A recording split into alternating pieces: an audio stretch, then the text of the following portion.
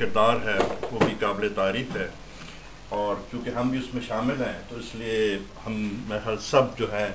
اس سے یہ خوشی محسوس ہوتی ہے کہ اس قسم کی جو محفلیں ہیں جس میں کہ اللہ تعالیٰ رسول پاک کے کلام سننے کا بھی موقع ملتا ہے اور سنانے کا بھی موقع ملتا ہے۔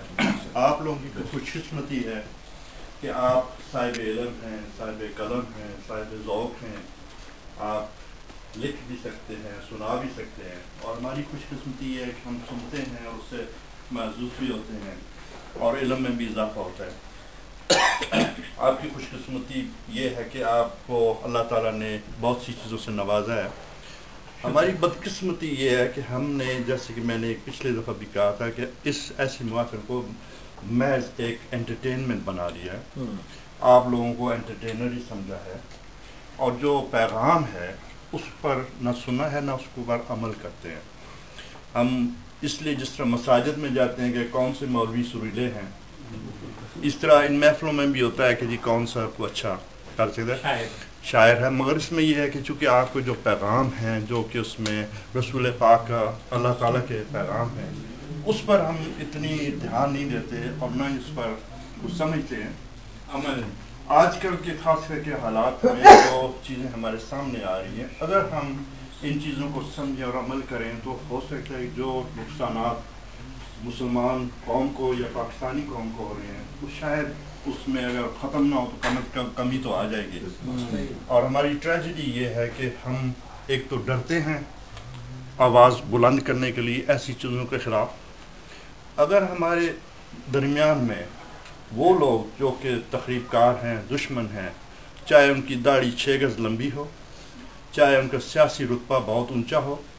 چاہے ان کے پاس دولت کی کوئی کمی نہ ہو، تو اگر ہماری خاموشی بھی جو ہے وہ ہم بھی اس گناہ میں شامل ہیں۔ بے شک تو میں سمجھتا ہوں کہ ہمیں خاص کر کے آپ لوگ جن کو اللہ تعالیٰ نے ایسی چیزوں سے نواز دیا، آپ اس میں لیڈ کرو، ہم سب مل کر۔ اور اب ٹائم آ گیا ہے کہ ہم خاموش نہ رہیں۔ اور علامہ اقبال کے وہ شعر صحیح یاد نہیں ہے کہ وہ اس کھیت کو جلا دو، ہر خوشہ گندم کو جلا دو، اس کھیت کے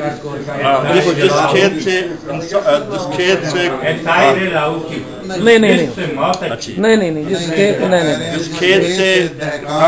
میسر نہ ہو روزی، اس کھیت کے ہر خوشہ گندم کو جلا دو۔ تو ہمارے لوگ میں بجائے اس کے کہ ہم اس نتیجے پر اسٹیج پر پہنچے کہ ہر آدمی اپنے جسم پر بم لگا کر،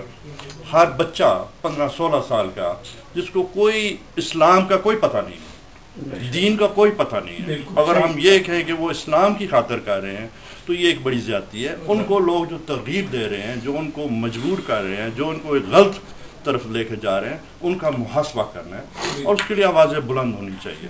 اور ہمیں کم از کم یہاں پر جو بیٹھ کر یہ کرنا چاہیے اور کرنا چاہیے، اور اس کے لیے پلیٹ فارم بنے، اس پر ہم باتیں کریں، اور اس جو میسج جو ہے اس کمروں میں نہیں بلکہ سڑکوں پہ رکھیں۔ ٹھیک ہے، تکلیف آنی ہے، اللہ تعالیٰ نے مگر عقل بھی دی ہے، اس علم کا، اس عقل کا، اس تمام چیزوں دولت کا کیا فائدہ اگر اس پہ نہیں کر سکیں۔ تو میں اس میں ایک تو قریش صاحب کو،